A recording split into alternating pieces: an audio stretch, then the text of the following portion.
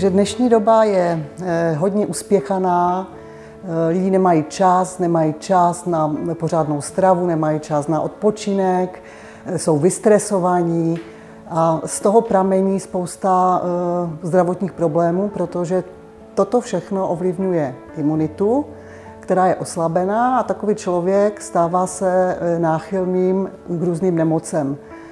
Samozřejmě nemusí to být ze začátku nějak dramatické, ale projevuje se to hlavně, že lidí narůstá počet prostě alergií, autoimunitních onemocnění, lidi často podléhají infekcím.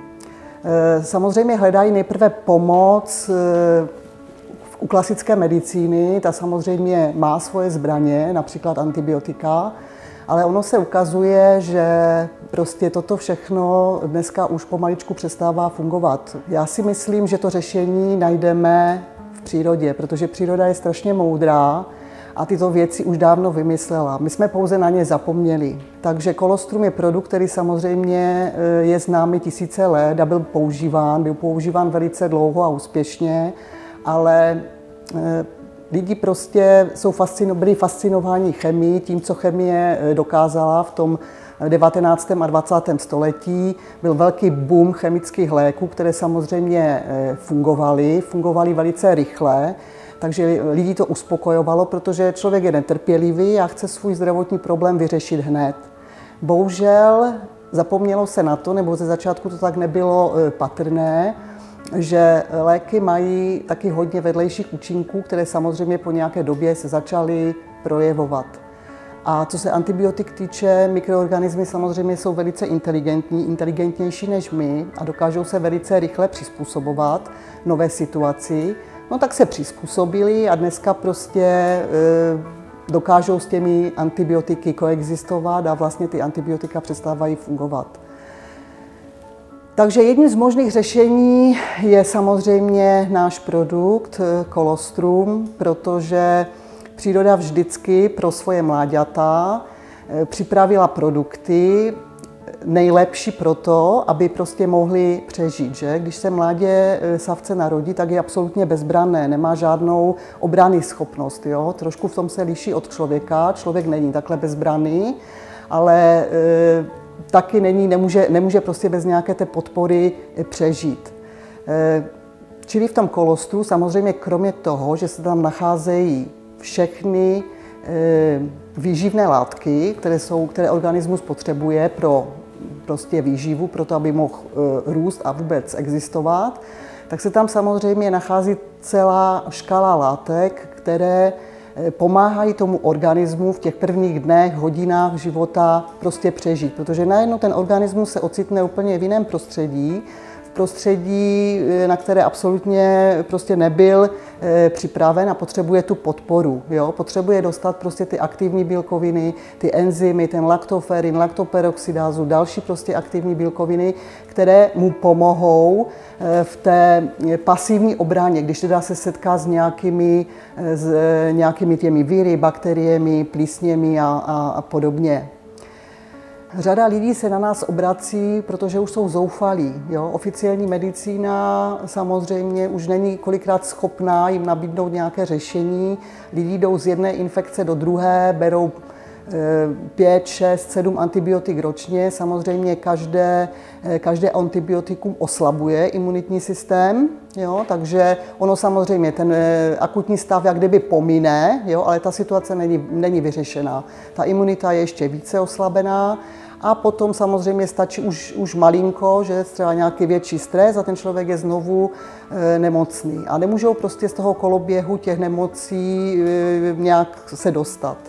Jo, řada takových lidí se na nás obrací, my jim prostě nabízíme, ať teda zkusí náš přípravek, protože víme, máme to ověřené, máme tu zpětnou vazbu, že to funguje a víme, že když to lidi budou brát třeba preventivně v těch měsících, které jsou jak kdyby náchylnější pro ta onemocnění, což je například samozřejmě jaro a podzim, tak víme, že neonemocní a ty výsledky máme. Čili jestliže ti lidi to 2-3 měsíce opravdu poctivě berou, tak prostě neonemocní. A nebo se velice sníží výskyt těch onemocnění. Jo, samozřejmě kolostrum působí v akutních stavech, to je třeba oblíbené, takhle to prostě užívám já, to znamená, když onemocním, no tak si naordinuju kolostrum, dávám si samozřejmě zvýšené dávky, ne ty 2 tobolky, jak doporučujeme, ale musí se dramaticky zvýšit dávkování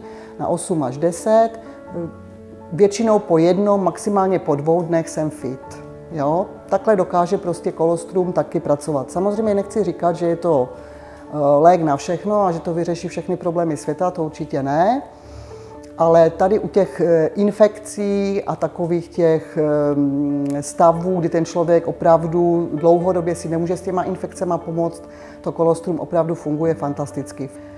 Měli jsme třeba taky nedávno tady případ, obrátili se na nás zoufalí rodiče s 3letou holčičkou, která už prostě bojovala několik měsíců s atopickým ekzémem. Opravdu vypadalo to naprosto děsivě, kromě toho, že to samozřejmě vypadá hrozně a že to dítě to mělo po celém těle, tak pochopitelně ono se škrábe, rozškrábává si rány, jde to až prostě do krve, vypadalo to hruzostrašně. Samozřejmě vyzkoušeli pochopitelně nejprve klasickou cestu, lékaři se na ní doslova vyřádili různých specializací. No, výsledek se vždycky dostavil krátkodobě, ale dlouhodobě ten problém se vracel a vracel. Jo. Samozřejmě medicína nabídne kortikoidy jako takovou prostě první zbraň. Oni samozřejmě zapůsobí, ale oni neléčí, neřeší ten problém. Oni prostě potlačí ten zánět. Čili samozřejmě ta kůže se zlepší, vypadá lépe, ať už se to bere perorálně nebo se mažou nějaké mastičky, ale když přestaneme to používat, no tak ten problém je znovu, protože se neodstranila ta příčina, nevyřešil se ten problém s tou imunitou. Jo? Takže my jsme nabídli naše řešení. Holčička začala užívat 3krát denně kolostrum, k tomu jsme jí nabídli sprchový gel s kolostrem, aby se tím prostě sprchovala, a tělový krém s kolostrem. Jo, poučili jsme rodiče, že z začátku to užívání musí být opravdu, na to musí dbát, musí být častější, protože ten stav byl vážný. Potom postupně, že to můžeme snižovat, uvidíme, jak dítě bude reagovat. No a můžu vám říct, že sice trvalo to, no takový ten akutní stav pominul, dejme tomu do měsíce, ale potom takové to doléčování, celkem to trvalo 3 měsíce, ale ta holčička dneska uběhla už nějaký čas, hodně měsíců, takže ta holčička je dneska bez problému a ten problém se jí nevrací. A to je důležité, my jsme něco vyřešili, jo? A bylo to strašně důležité jak pro tu holčičku, tak samozřejmě pro její rodiče, kteří už nevěděli si rady. No, takže toto všechno to kolostrum dokáže. Máme samozřejmě i nějaké varianty.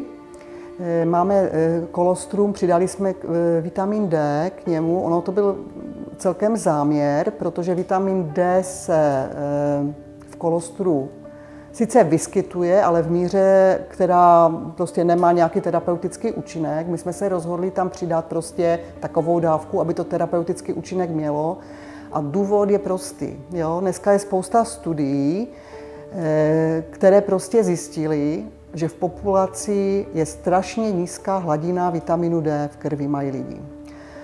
Důvod je jednoduchý, to je zase náš životní styl. Jo, žijeme úplně jinak, než žili naši předkové, kteří se běžně pohybovali venku, chodili pěšky, jo, pracovali na poli. My žijeme úplně jinak, žijeme v místnostech, jezdíme autama a když náhodou vylezeme ven, tak se namažeme faktorem 50. Ale on těch funkcí má mnohonásobně více, je to vlastně takový, bych řekla, supervitamin, něco mezi vitaminem, hormonem. Jo, a má opravdu velký vliv na imunitu. Takže, a to je taky výsledek toho, taky zase to moje oblíbené lidové rčení. Přece naši předkové říkali, kam nechodí slunce, tam chodí lékař. Jo? Čili z nedostatku slunce lidi prostě onemocněli, měli prostě ty infekce. Potom máme ještě jednu velice zajímavou kombinaci a to je kombinace kolostra s kurkuminem.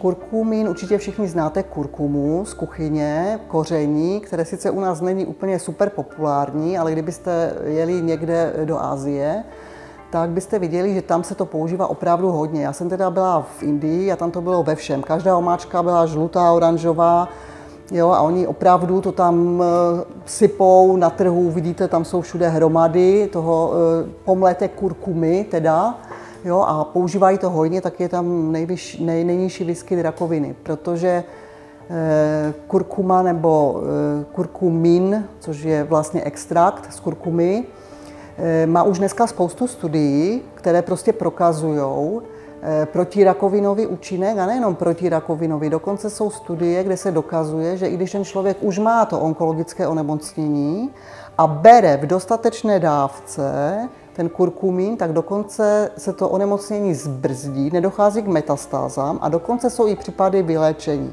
Já mám s tím osobní zkušenost a miluju ten výrobek, protože ho pravidelně beru, protože měla jsem dlouhodobý problém, dostala jsem chlamidiovou prostě infekci. Přišlo se na to náhodou v souvislosti s jiným onemocněním, to není úplně podstatné, ale dostala jsem se na infekční oddělení k panu primářovi a ten na mě vyzkoušel všechno možné. Jo? Já jsem brala asi patery antibiotika různých divných názvů, které jsem do té doby ani neslyšela. Potom se vždycky dělaly laboratorní odběry a vždycky vyšly stejně blbě. Jo? A nakonec byl úplně zoufalý a říkal, no já už nevím prostě, co s váma. A stejně tady u nás v okrese Karviná, stejně to má 70% lidí. Jo, no to mě potěšil, jako jo. No, takže člověk musel nějak hledat nějaké to svoje řešení a můžu říct, že tady se ten kurkumin hodně prostě osvědčil a skutečně beru ho dlouhodobě, není tam třeba mít vůbec nějakou obavu z nějakého předávkování nebo něčeho. My máme ještě takovou specialitku, že kromě toho, že tam je vysoká dávka, protože je tam skoro 300 mg toho kurkuminu, což je dávka terapeutická, jak se objevuje v literatuře, takže už má skutečně ten léčebný efekt, což já jsem na sobě prostě sama si ověřila. Tak aby jsme umocnili tu funkci toho kurkuminu, tak se tam přidává extrakt z černého pepře, který dokáže mnohonásobně ten kurkumin jak kdyby posílit tu jeho funkci, jo? Protože ten problém v něm je, že on je fantastický, ale blbě se vstřebává, nerozpouští se ve vodě, jo? Potřebuje prostě tu tukovou fázi a potřebuje nějaký ten starter k tomu, aby ta jeho hladina prostě v té krvi potom byla dostatečná. No, takže můžu říct, že po několika měsících jsem se úspěšně zbavila chlamidií, což mě potěšilo, no a nepotřebovala jsem k tomu prostě lékaře, nepotřebovala jsem antibiotika. Kolostrum je pro nás velkou nadějí v situaci, kdy antibiotika skutečně přestávají fungovat. Co nabídne farmaceutický průmysl a lékaři lidem, když ta situace už bude tak vážná, že opravdu nebudou ta antibiotika fungovat? Protože ta situace třeba v České republice, nám to připadá, že to ještě není tak kritické, ale jsou země v Evropě, jak je například Řecko a Itálie, kde ta situace je naprosto dramatická, jo? Protože tam bohužel byl takový systém, že antibiotika byla volně prodejná, takže se to zneužívalo v obrovské míře. Takže si myslím, že z mého pohledu velkou nadějí je opravdu kolostrum, jako přípravek, který dokáže opravdu působit proti bakteriím, proti vírům, proti plísním, kvasinkám. Jo? Čili to spektrum je strašně prostě široké. Je to přípravek přírodní, nikdo se nemusí bát vedlejších účinků, nemusí se bát předávkování. Jo? Často jsou dotazy, a co když dítě mi to najde a sní toho více? Já říkám, no nestane se vůbec nic, protože kolostrum je v podstatě, když půjdeme úplně do důsledku, potravinou. Je první potravinou. Jo? Takže můžeme být úplně bez obav a já vždycky s oblibou říkám, že nejlepší věci na světě vymyslela příroda.